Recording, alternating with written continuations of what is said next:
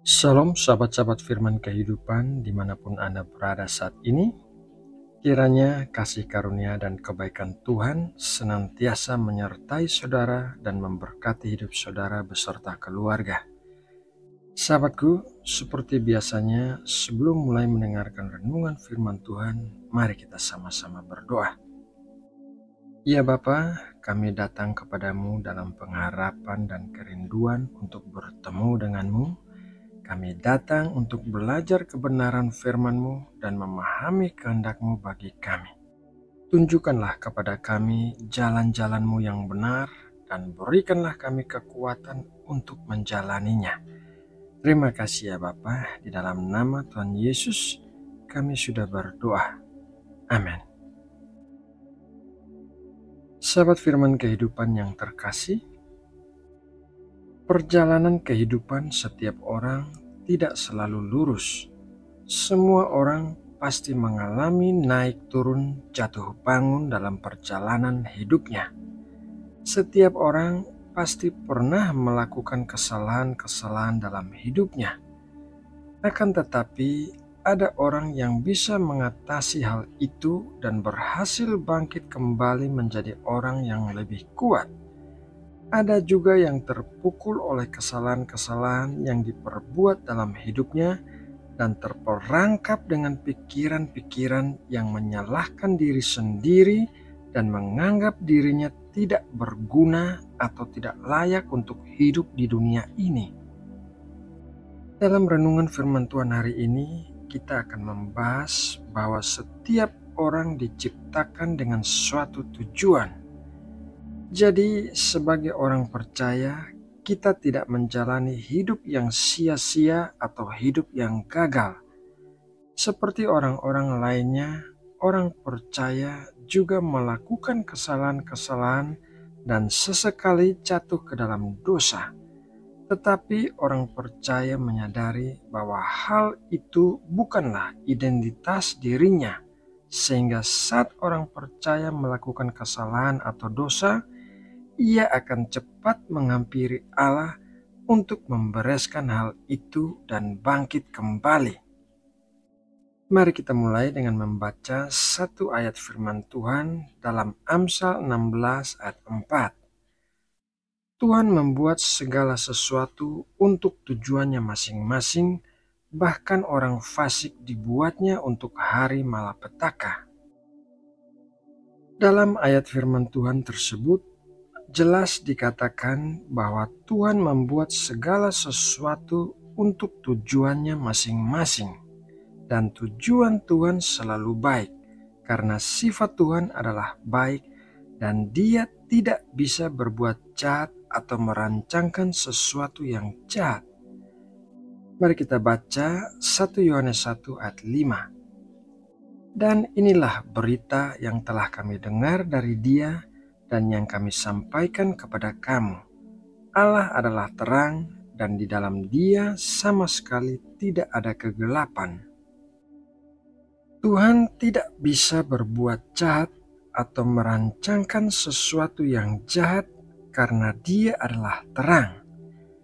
Namun demikian, ada sebagian orang yang mempertanyakan apa yang tertulis dalam Amsal 16 ayat 4 tersebut, yaitu kata-kata bahkan orang fasik dibuatnya untuk hari malapetaka. Apakah artinya Tuhan sengaja menciptakan orang-orang jahat untuk menerima hukuman?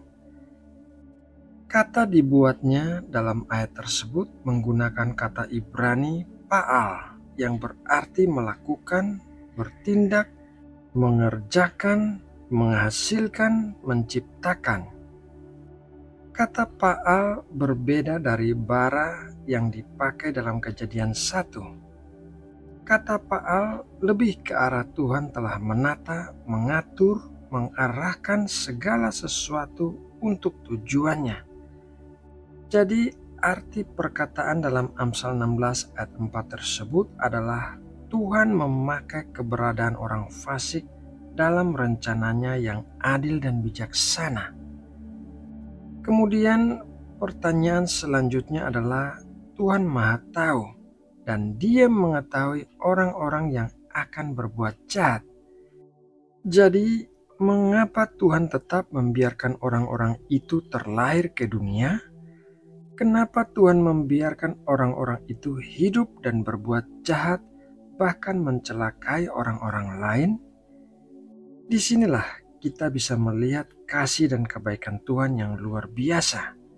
Dalam kemahatauannya, Tuhan mengetahui jalan hidup dan pilihan-pilihan setiap orang, tetapi Tuhan tetap memberikan kesempatan hidup yang sama untuk setiap orang dan kesempatan untuk memilih melakukan hal-hal yang baik, bukan hal-hal yang jahat.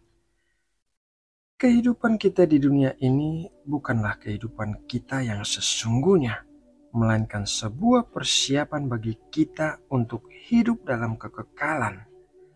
Tujuan Tuhan menciptakan manusia adalah untuk hidup dalam kekekalan bersamanya. Kehidupan di dunia paling lama hanya menghabiskan waktu sekitar 100 tahun, tetapi kehidupan kita dalam kekekalan memiliki waktu yang tidak terbatas. Jadi kita harus hidup dengan mata yang tertuju kepada tujuan kekekalan. Ketika kita hidup dengan mempertimbangkan kekekalan, maka prioritas kita pasti berubah. Kita menggunakan waktu dan uang lebih bijaksana, menghargai hubungan dan karakter lebih tinggi daripada popularitas, kekayaan, prestasi, atau bahkan kesenangan. Tren, model pakaian, dan nilai-nilai yang dianggap populer di dunia bukan lagi merupakan sesuatu yang paling penting bagi kita.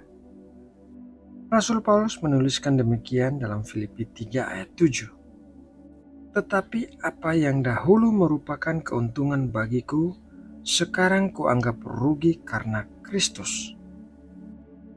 Sahabat firman kehidupan yang terkasih, Tuhan memiliki suatu tujuan bagi setiap manusia, tetapi tujuan itu tidak berhenti pada kehidupan kita di bumi ini, melainkan akan berlanjut sampai kehidupan kita dalam kekekalan.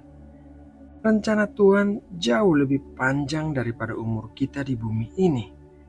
Oleh karena itu, kita harus menjalani hari-hari kehidupan kita di dunia ini dengan pandangan yang tertuju pada kekekalan. Nah, sahabatku, demikianlah renungan firman Tuhan hari ini. Mari kita berdoa untuk menutup waktu saat teduh kita. Bapa yang penuh kasih, Allah yang Maha Kudus, kami bersyukur atas berkat makanan rohani yang baru saja kami terima. Kami juga bersyukur atas hadirat dan penyertaan-Mu yang nyata di sepanjang waktu saat teduh kami hari ini. Kami tahu bahwa kami membutuhkan Engkau dan membutuhkan firman-Mu yang akan memberikan kekuatan bagi kami. Jadi biarlah setiap benih firman yang kami terima bisa tertanam dengan baik di dalam tanah hati kami, berakar, bertumbuh, dan menghasilkan buah-buah yang melimpah. Biarlah hidup kami di bumi ini memuliakan Engkau dengan mata kami yang tertuju kepadamu. Biarlah segala sesuatu yang kami lakukan dilandasi dengan tujuan kekekalan. Ya Bapa, berikanlah pengurapan yang baru dan kekuatan yang baru untuk setiap orang yang hari ini mendengarkan firman-Mu dengan kesungguhan hati. Kami percaya setiap orang yang mencari-Mu akan bertemu denganmu. Terima kasih ya Bapa atas kasih setia dan kebaikan-Mu yang melimpah bagi kami. Di dalam nama Tuhan Yesus Kristus, kami sudah berdoa dan bersatu teduh. Amin.